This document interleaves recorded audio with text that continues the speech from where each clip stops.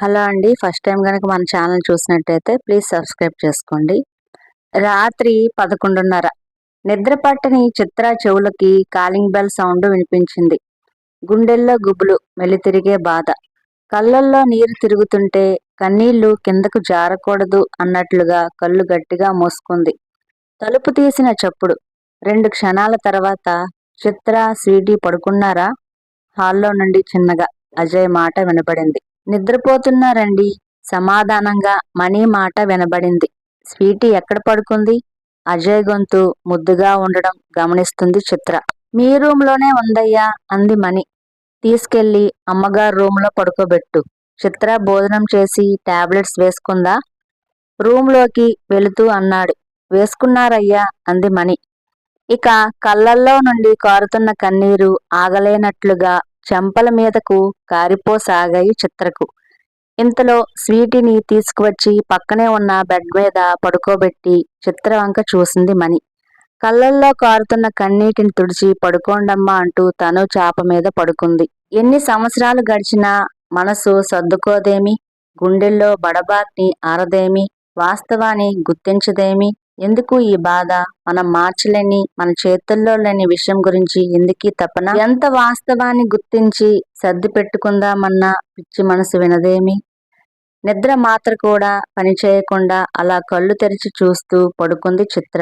తెల్లవారుజామున అలా కొంచెం సేపు నిద్రపట్టి మళ్ళీ 5కంతా మెలకువ వచ్చేసింది చిత్రకు. పక్కనే చాప మీద ఉన్న మణిని, మణి లే, నాకు స్నానం చేయొద్దు గాని అంటూ లేపింది. మణి లేచి చిత్రని 2 చేతులతో భుజాల కిందుగా పట్టుకొని పక్కనే ఉన్న వీల్ చైర్లోకి కూర్చోబెట్టి వాష్రూంలోనికి తీసుకువెళ్ళింది. 6 గంటలకల్లా చిత్రను రెడీ చేసి హాల్లో చిత్రను వదిలి కాఫీ కలపడానికి వంటింట్లోనికి వెళ్ళిపోయింది.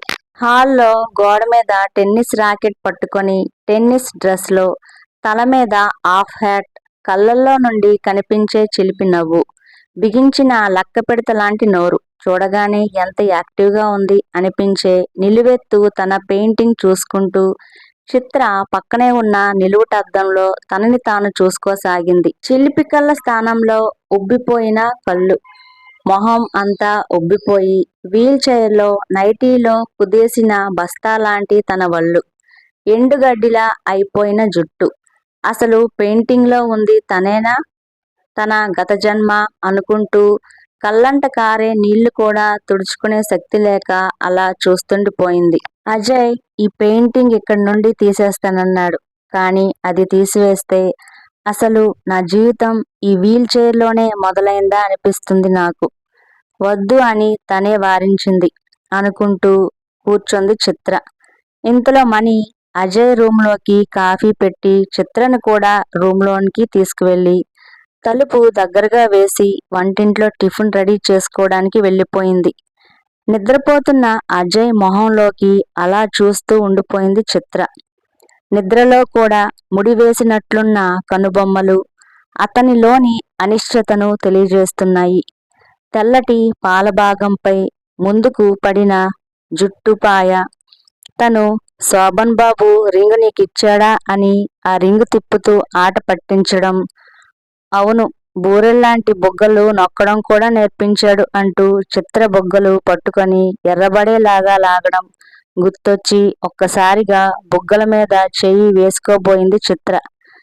పైకి లెగవని చేతులు తన అసక్తతని తెలియజేసేసరికి తన చేతుల వంక నిర్వేదంగా చూసుకుంది. 4 సంవత్సరాల క్రితం దాకా ఎంత అందమైన జీవితం తనది. భూమిపైనున్న అందాలు, ఆకాశంలోని హరివిల్లులు అన్నీ తన కోసమే విరిశాయనే అమాయకత్వం, నింగిలోని నక్షత్రాలన్నీ మాలకట్టాలనే చిలిపితనం, ప్రతి ఆనందాన్ని ఒడిసి పట్టుకోవాలనే గడుసుతనం అన్నీ మేళవించితే చిత్ర. అలాంటి చిత్ర స్టేట్ టెన్నిస్ కాంపిటీషన్లో అజయ్ కళ్ళపడింది. అది లవ్ ఎట్ ఫస్ట్ సైటే. కానీ పరిచయం పెరిగిన తర్వాత ఇద్దరి తండ్రులు కూడా పరిచయస్తులు అని తెలిసాక వీరి స్నేహం ఇంకా బలపడి విడలేని ప్రేమికులయ్యారు. అందరి అంగీకారంతో దంపతులయ్యారు. తండ్రి బిజినెస్, ఫెర్టిలైజర్స్ షాప్స్ ఇంకా బ్రాంచీలు పెంచి బిజినెస్ చూసుకోసాగాడు. ఇద్దరు ఏకైక సంతానం అయినప్పటికీ మేం వేరుగానే ఉంటాం, కావాలంటే పిల్లలు పుట్టిన తర్వాత వస్తాం అని వేరే ఇంటికి షిఫ్ట్ అయ్యారు.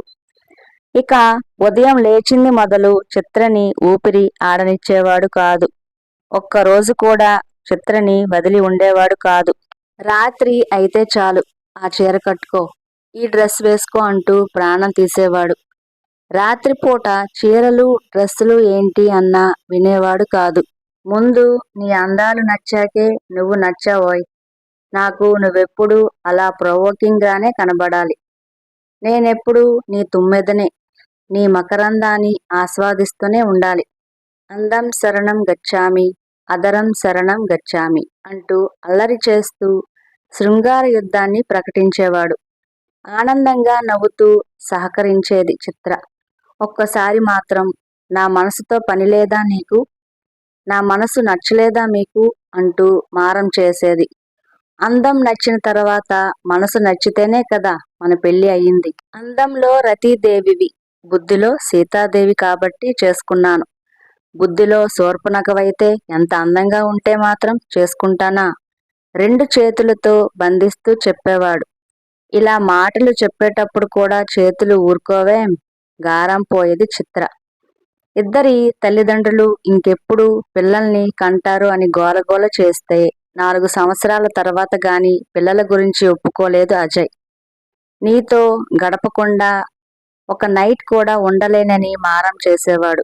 ఏంటండి విచిత్రం, ఇక ఇదే జీవితమా, మరి ఒక్కరోజు కూడా వదిలి ఉండరు, ఇక పిల్లలను ప్లాన్ చేసుకుందాం అని చిత్ర గొడవ చేసేసరికి, నువ్వు ఏమైనా అనుకో చిత్ర, వయసు వేడి ఉన్నప్పుడే నీలాంటి అందమైన భార్య ఉన్నప్పుడు అనుభవించకుండా ముడుచుకుని పడుకోవడం నా వల్ల కాదు.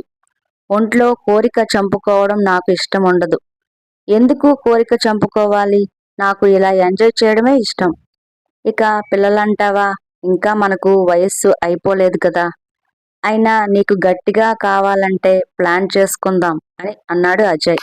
అలా పెళ్ళైన 4 సంవత్సరాలకు స్వీటీకి జన్మనిచ్చారు. డెలివరీ అయిన తర్వాత మెల్లగా చిత్రకు మోకాళ్ళు, మోచేతులు, ముడుకులు నొప్పులు మొదలయ్యాయి.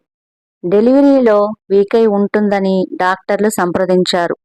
మెల్లిమెల్లిగా ఒక్కో అవయవము పట్టు తప్పడం ప్రారంభించాయి. డాక్టర్లు డెలివరీలో అటాక్ అయ్యే ఒక విధమైన కీళ్లవాతం అని చెప్పారు. ఎన్ని హాస్పిటల్స్ తిరిగారో, ఎన్ని మందులు వాడారో, హోమియోపతి, ఆయుర్వేదం, నాటు మందులు అన్నీ వాడినవే కానీ వాడనివి లేవు. అయినా ఏమాత్రం గుణం కనిపించక వీల్ చైర్కి అంకితం అయిపోయింది చిత్ర. అలా సంవత్సరాలు గడుస్తుంది కూడా, వారికి తెలియడం లేదు. అలా హాస్పిటల్స్, మందులు అంటూ జీవితం గడుస్తుంది.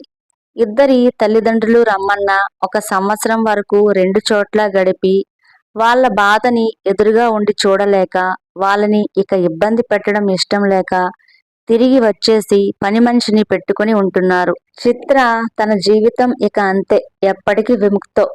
అప్పటి వరకు కళ్ళతో భర్తను, కూతురును చూసుకుంటూ మాట్లాడుతూ గడపడమే. అంతకుమించి నా చేతులతో వాళ్ళకి ఏమీ చేయలేను అని విరక్తిగా అనుకుంది. అజయ్ మనీ పెట్టింది తింటున్నాడు, షాప్కి వెళ్తున్నాడు అన్నమాటే గాని మనిషిలో నిర్వేదం, అందులో నుండి పుట్టిన విసుగు, ఎప్పుడు చూసినా బాధగా చిరాకుగా జీవితం అంటే ఆసక్తి లేకుండా తయారయ్యాడు. వీళ్ళు ఇలా ఉంటే స్వీటీ 3 ఇళ్లల్లోనూ పెరగసాగింది. కొంచెం మానసికంగా కోలుకున్న చిత్ర అజయ్ని చూస్తూ తన వల్ల అజయ్ జీవితానికి సుఖం లేకుండా పోయిందని మనసులో బాధపడసాగింది. ఆలోచించి ఒక స్థిర నిర్ణయానికి వచ్చింది చిత్ర. రాత్రి భర్త వచ్చే సమయానికి నిద్ర టాబ్లెట్లు వేసుకోకుండా అలాగే వీల్ చైర్లో కూర్చుంది. చిత్ర, నిద్రపోకుండా ఎందుకున్నావు, నువ్వేమైనా వడ్డిస్తావా, మనీ ఉంది కదా ఒకంత విసుగ్గా అన్నాడు అజయ్. అంత ముద్దుగా మాట్లాడే మనిషి విసుగ్గా మాట్లాడడం మనస్సు కలుక్కుమంది చిత్రకు. భోజనం చెయ్యి అజయ్, తర్వాత మాట్లాడదాం నిదానంగా సమాధానం ఇచ్చింది. చెప్పు, నేను తినను, పడుకోవాలి నిర్లక్ష్యంగానే అన్నాడు. మనీ, నువ్వెళ్ళి పడుకో, నన్ను అజయ్ తీసుకువస్తాడులే. తలుపు దగ్గరికి వేసి పడుకో అంది చిత్ర. మణి రూంలోకి వెళ్ళి తలుపు దగ్గరికి వేసింది. అజయ్, ప్లీజ్ ఇలా కింద కూర్చొని నా ఒళ్ళో పడుకోవా? ప్లీజ్ అజయ్ అంది చిత్ర. చిత్ర కళ్ళల్లోకి చూస్తూ తన కళ్ళల్లోని నుండి కారబోతున్న నీటిని అదుముకుంటూ చిత్ర ఒళ్ళో తలపెట్టుకొని కూర్చున్నాడు అజయ్. అజయ్, నేను ఇలా అవుతానని కలలో కూడా అనుకోలేదు. ఇంతకన్నా నాకు చావు వచ్చినా ఆనందంగానే ఉండేది. నువ్వు ఎంత బాధపడుతున్నావో నాకు తెలుసు. నాకు ఇలా అయిందన్న బాధ ఒక ఎత్తైతే నీ బాధ ఒక ఎత్తు. నీ బాధ ఏంటి నాకు ఎలా తెలుసు అనుకుంటున్నావా? నాకు కాక ఎవరికి తెలుస్తుంది? మనిషికి ఆహారం, నిద్ర, మైథునాలు శారీరక అవసరాలు. అవి మనిషికి ఖచ్చితంగా తీరాల్సిన అవసరాలు. మనం ఆహారం గురించి, నిద్ర గురించి బయటకు బాధపడగలం, కానీ మన శారీరక అవసరం గురించి చెప్పుకోలేం, బయటకు బాధపడలేము. ఎక్కడో మానసిక స్థిరత్వం కలిగిన వారు, యోగులు మాత్రం వీటిని నియంత్రించగలరు. మామూలు మనుషుల వల్ల అవదు. ఈ అవసరం కొంతమందిలో ఎక్కువ, కొంతమందిలో తక్కువగా ఉండవచ్చు. నీ విషయంలో నీకు ఆ సుఖం అంటే ఎంత ఇష్టమో నాకు తెలుసు కదా. నువ్వు ఎందుకు అంత చిరాకుగా, నిర్వేదంగా ఉంటున్నావో కూడా నేను అర్థం చేసుకోగలను. నీ దగ్గర అంత ప్రేమను, దగ్గరతనాన్ని అనుభవించిన నేను నీ నిర్లక్ష్యాన్ని తట్టుకోలేను అజయ్. నా చేతిలో ఏం లేదు, కానీ మనసు ఒప్పకపోయినా నీకు ఒక విషయం చెబుతాను. ఇంట్లో భోజనం దొరకనప్పుడు బయట భోజనం ఎలా చేస్తామో ఇది అంతే అనుకో. చెప్తుంటే చిత్ర గొంతు వణికింది. లేదా నేను అమ్మగారింటికి వెళ్ళిపోతాను, వేరే పెళ్లి చేసుకో కంఠం రుద్ధమవుతూ చెప్పింది చిత్ర. చిత్ర, అలా మాట్లాడకు. నువ్వు ఎదురుగా లేకుండా నేను అసలు బ్రతకలేను. నువ్వు చెప్పిన విషయం నిజమే చిత్ర. నువ్వు హాస్పిటల్లో ఉన్నన్ని రోజులు వేరే ఆలోచనలే లేదు. నీకు తగ్గుతుందా, ఇంటికి ఎప్పుడు వస్తావు, మళ్ళీ ఎప్పటిలా అవుతావని ఎదురు చూశాను. ఇప్పుడు మాత్రం ఇలా ఉండటం నాకు నరకంగా ఉంది చిత్ర. ఎప్పుడు అదే ఆలోచన. ఒక్కోసారి ఆ ఆలోచనలో నీ మీద కూడా చాలా కోపం వస్తుంది. నువ్వు నాకు పనికి రాకుండా ఇలా అయిపోయావు అని స్వార్థంగా. నీ ఆరోగ్యం గురించి కూడా ఆలోచించకుండా చేస్తుంది. నేనేం చేయాలో అర్థం కాక పిచ్చివాడిని అయిపోతున్నాను చిత్ర. నా మనసులో బాధ అర్థం చేసుకున్న నువ్వు నిజంగా అర్ధాంగివే చిత్ర. దుఃఖంతో గొంతు పూడికిపోకుండా చెప్పాడు అజయ్. అజయ్, ఇక ఎక్కువగా ఆలోచించవద్దు. మన జీవితం ఇక ఎప్పుడు బాగుపడుతుందో. నీ ఆరోగ్యం చూసుకుంటూ జాగ్రత్తగా ఉండు. నేను నీకు ఇంతకన్నా ఎక్కువ చెప్పలేను. ప్లీజ్ నన్ను లోపలికి తీసుకువెళ్ళు. ఒక్క మాట అజయ్, నువ్వు అలా బయటకు వెళ్ళి వచ్చిన రాత్రి మాత్రం నాకు కనబడవద్దు ప్లీజ్ ఏడుస్తూ చెప్పింది చిత్ర. చిత్ర, నువ్వు బాగా చెప్పావు. నా సమస్యల్ని బాగా అర్థం చేసుకున్నావు. కానీ నిన్ను ఒక విషయం అడగనా? అడుగు అజయ్. ఒకవేళ ఇలాంటి పరిస్థితి నాకే వస్తే నువ్వు అలాగే చేస్తావా? ఛీ అజయ్, అలా మాట్లాడమాక. మరి నీకు ఒక న్యాయం, నాకు ఒక న్యాయమా? అది కాదు అజయ్, ఇంకేం మాట్లాడమాక చిత్ర. కొంచెం చిరాకులో నిన్ను విసుక్కున్న మాట నిజం. అది నా తప్పే. ఇంకెప్పుడు అలా జరగకుండా చూసుకుంటాను. ఇంకెప్పుడు ఇలా మాట్లాడమాక. నువ్వు నా భార్యవి.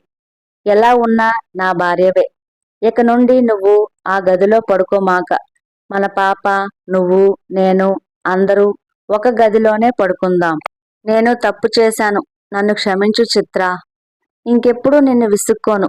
దేవుడు దయతలచి నీకు ఎప్పటికైనా నయమవుతుందని నేను నమ్ముతున్నాను.